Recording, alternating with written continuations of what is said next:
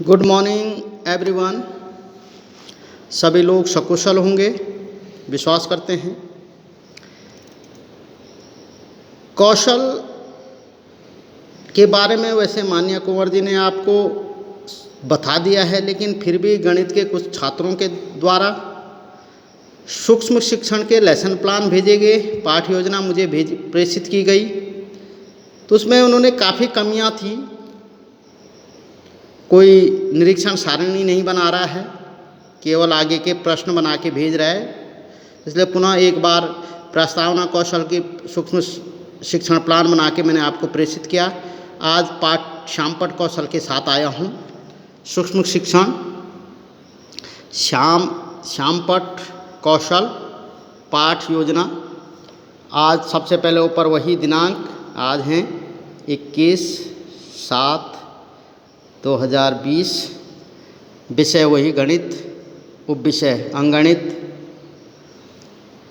कक्षा 6, वादन फोर्थ, समय 5 से 7 मिनट।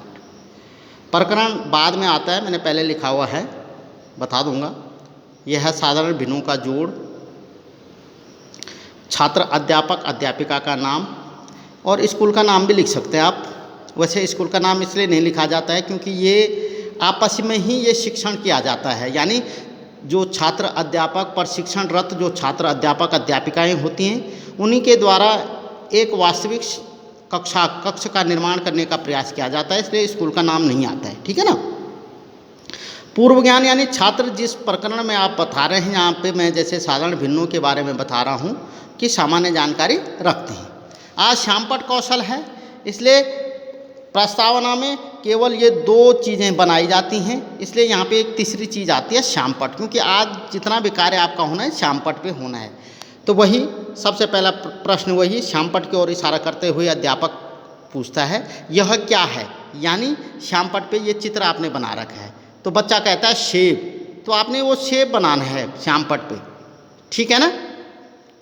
दूसरा प्रश्न आप करते हैं, ये सेब का कौन सा भाग है, यानी तो वो बच्चा बोलेगा आधा भाग, तो आपने उसको आधा को फिर क्या है श्यामपट्ट पे बनाना है, यानी इस कौशल में आपने श्यामपट्ट का प्रयोग करना है। ठीक है ना। तीसरा प्रश्न वही कि आधे भाग को गणितीय भाषा में कैसे लिखते हैं, तो बच्चा क्या बोलेगा 1/2। ठीक है ना। तो आपने 1/2 को लिखना है, उसको अंडरलाइन वगैरह कर दिया। ठीक है ना। अगला आप कह रहे हैं सेब के 4 बराबर भाग करने पर एक भाग को क्या कहते हैं, तो बच्चा क्या कहेगा 1/4। तो आपने उसको लिखना है, ब्लैक बोर्ड पे बनाना है लिख के कि 1/4। ठीक है ना। और प्रश्न 5वां कि चौथाई भाग और आधे भाग को जोड़ने पर योगफल क्या होगा, ये समस्यात्मक होता है। ब्लैक बोर्ड पे आपने ये लिखना है कि 1/2 + 1/4, और आगे आपका उद्देश्य कथन आ जाएगा कि छात्रों आज हम साधारण भिन्नों के जोड़ का अध्ययन करेंगे। अब यहाँ तक तो बच्चे सब ठीक कर रहे हैं, लेकिन अब ये निरीक्षण सारणी आ जाती है। इसके जो घटक हैं, जैसे श्यामपट्ट कौशल के जो घटक हैं अक्षर स्पष्ट थे। अब यहाँ पे कई बच्चों की समझ में ये नहीं है कि ये न्यूनतम अधिकतम क्या है, तो ये निरीक्षण पॉइंट होते हैं। एक जो है वो निम्न है, दूसरा जो है संतोषजनक है, तीसरा जो है सामान्य है, चौथा अच्छा है, 5वां बहुत अच्छा है, और छठा सर्वोत्तम आ जाता है।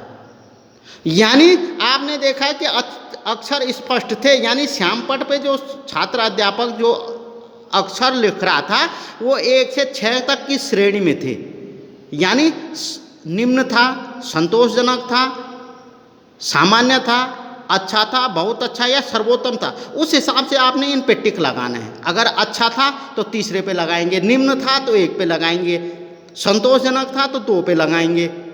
ठीक है ना। बहुत अच्छा था 5 पे लगाएंगे, सर्वोत्तम था तो 6 पे लगाएंगे। इसी प्रकार अक्षरों का आकार समुचित था, उसके अकॉर्डिंग करना है। 2 अक्षरों के बीच की समुचित स्थान दिया गया था, किस कैटेगरी थे वहाँ लगाना है। अक्षरों की मोटाई चौड़ाई समान थी, उसके अकॉर्डिंग आपने इसकी रेटिंग सारणी देनी है। ठीक है ना। शब्द वाक्य सीधी रेखा में लिखे ब्लैक बोर्ड पे नहीं थे, उसके अकॉर्डिंग आपने इसकी रेटिंग देनी है। ठीक है ना। वर्णित जो तथ्य थे उनमें तारतम्यता थी, अनावश्यक बातों को मिटा दिया गया था। ब्लैक बोर्ड अनावश्यक भरा हुआ तो नहीं था, उनको मिटाया था कि नहीं था। ध्यान आकर्षित करने के लिए मुख्य बिंदुओं को या शब्दों को रेखांकित किया था, जैसे मैंने आपको यहाँ कर रखे, तो क्या उसने वहाँ किया था, नहीं किया, उसके हिसाब से आपने रेटिंग करनी है, ठीक है ना। अगला था यथोचित रूप में रंगीन चौक का प्रयोग किया, यानी चित्र बनाने में इसमें रंगीन चौक का प्रयोग किया नहीं किया, उसके अकॉर्डिंग आपने इसकी मूल्यांकन करना है। श्यामपट्ट पर खड़े होने का ढंग ठीक था या नहीं था, यानी सामने तो नहीं था, 45 अंश के कोण के साथ था कि नहीं था, इस हिसाब से आपने इनको 1 से 6 तक पे मूल्यांकन करना है। और उसके बाद जो पर्यवेक्षक है उसके साइन होते हैं, और अगर कुछ सुझाव हैं तो वो लिखे जाते हैं। इस प्रकार से आपको सबके लेसन प्लान 5-5 बनाने हैं, और हर विषय में इसी हिसाब से बनाना है, ठीक है ना। कल दूसरे के साथ उपस्थित हूँ, तब तक के लिए धन्यवाद।